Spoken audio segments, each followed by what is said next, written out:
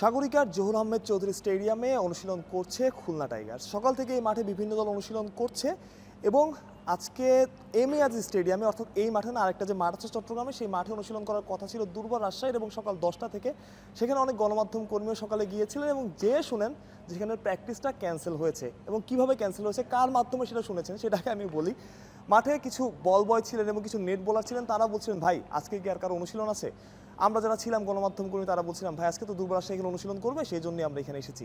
তারা আমাদের বললো, তারা আমাদের জানালো যে এখানে আসলে কোনো অনুশীলন নাই, যাদের অনুশীলন ছিল তারা অনুশীলন ক্যান্সেল করেছে। এবং আমাদের প্রতিটা টিমের একটা মিডিয়া গ্রুপ থাকে, সেই মিডিয়া গ্রুপে কালকে রাতে জানানো হয় যে সকাল 10টা থেকে দুর্বার রাজশাহী চট্টগ্রামের এম এ আজিজ স্টেডিয়ামে অনুশীলন করবে এবং সবাই সেখানে কভার করতে যাবে, এমনটাই প্ল্যান ছিল।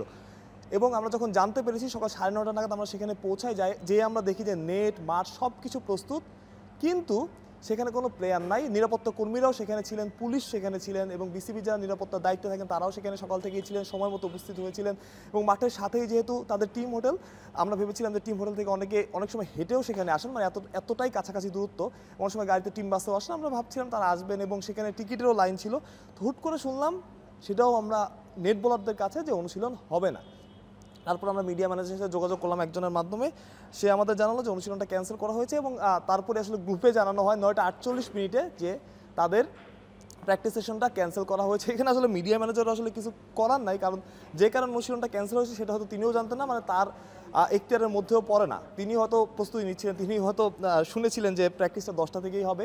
কী কারণে আসলে দুর্বার রাজশাহী তাদের প্র্যাকটিসটা ক্যান্সেল করেছে সেটা শুনলে আপনার চোখও কপালে উঠবে, আবার না উঠতে পারেন, কারণ বিপিএল এরকম ঘটনা রেগুলার হয়। এবং বলা হচ্ছিল এবারে বিপিএলটা অন্যরকম হবে, এবারে বিপিএলটা অনেক বিপিএল থেকে আলাদা হবে, নতুন করে একটা বিপিএল আসবে, নতুন করে সামনে আসবে, যেখানে আসলে কোনো অনিয়ম থাকবে না, সেই রকম অনিয়ম থাকবে না, অনিয়ম কমিয়ে আনা হবে।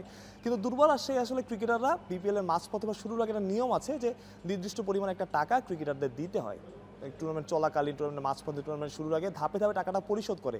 কিন্তু দুর্বার রাজশাহী কোনো ক্রিকেটারের টাকা পরিশোধ করেনি, এমনটাই অভিযোগ। এবং এই অভিযোগেই ক্রিকেটাররা অনুশীলনে যাননি। কত বড় অভিযোগ চিন্তা করতে পারছেন আপনি চিন্তা করেন যে আপনি এক জায়গায় পরিশ্রম করছেন, এমন অনেক প্রতিষ্ঠান আছে, এমন অনেক জায়গা আছে, অনেকের অভিজ্ঞতা আছে এরকম, যে আপনি মাসের পর মাস কাজ করছেন বা 1 মাস কাজ করছেন, 1.5 মাস কাজ করছেন, কিন্তু আপনার বেতন হচ্ছে না, তখন আপনার কীরকম লাগবে, বা আপনার বেতন অনিশ্চিত। ক্রিকেটারদের বেলা যদি এরকম হয়, তাদেরও তো সংসার আছে, তাদেরও তো পরিবার আছে। এবং অনেক ক্রিকেট আছে যারা তরুণ ক্রিকেটার, যারা মাত্রই বিপিএল প্রথমবার খেলছেন বা দ্বিতীয়বার খেলছেন, তাদের অবস্থাটা একবার চিন্তা করেন, যে একজন ক্রিকেটার টাকা পাচ্ছেন না ম্যাচ খেলে, বা তারা কোনো টাকা পাওয়ার কোনো আশ্বাসও পান নাই। আর আমার প্রশ্ন আসে যে আসলে এইভাবে বিপিএল চালিয়ে লাভটা কী হয়? প্রতিবার আমরা বিভিন্ন রকম কথা শুনি, বিভিন্ন রকম আশার কথা শোনানো হয় আমাদের, কিন্তু দিন শেষে যখন বিপিএলটা এইভাবে আয়োজিত হয়, এরকম ফ্র্যাঞ্চাইজির কাছে বিপিএলটা দিয়ে দেওয়া হয়, তখন আসলে কোন লাভটা আমার হয়?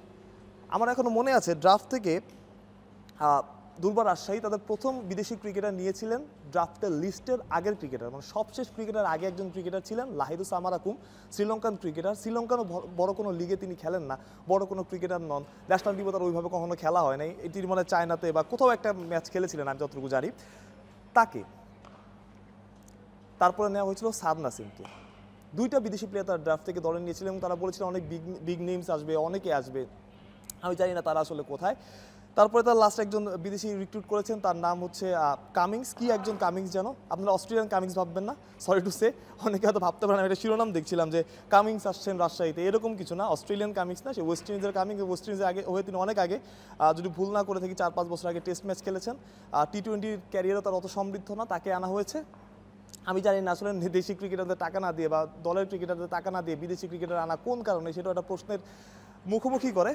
তো সব মিলিয়ে একটা হজবরল অবস্থা। এবং সবচেয়ে বড় কাণ্ডটা হয়েছে চট্টগ্রামে আমরা যতবারই আসি ততবারই কোনো না কোনো ইনসিডেন্ট ঘটে। এবারও ঘটলো, দুর্বার রাজশাহী ক্রিকেটাররা তাদের অনুশীলন ক্যান্সেল করেছে, অনুশীলন করতে আসেনি। এরপরে যে দুর্বার রাজশাহী ক্রিকেটাররা ম্যাচ খেলতে না আসে, কি বড় একটা কেলেঙ্কারি হবে চিন্তা করতে পারছেন? মানে বিপিএল এর মতো একটা টুর্নামেন্টে, আমার মনে হয় না অন্য কোনো টুর্নামেন্টে, যত বড় ফ্র্যাঞ্চাইজি লিগ আছে, আইপিএল বা আইএল টি-20 হোক, এসএ টি-20, পিএসএল হোক, এরকম ঘটনা কখনো ঘটেছে? সেই ঘটনা যদি ঘটে, প্লেয়াররা যদি ম্যাচ খেলতে না আসে, তখন কি হবে? বাংলাদেশের সুনাম, বিপিএলের সুনাম কোথায় থাকবে?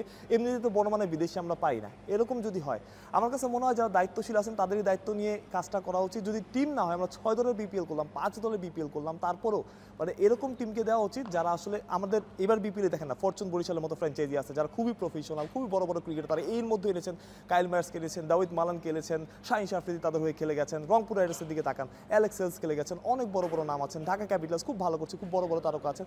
এইসব টিমের বাইরে যখন এরকম করে আসলে ফ্র্যাঞ্চাইজি সাজানো হয়, এরকম করে ফ্র্যাঞ্চাইজিগুলো প্রশ্নের মুখে পড়ে, তখন আসলে কিছু বলার থাকে না।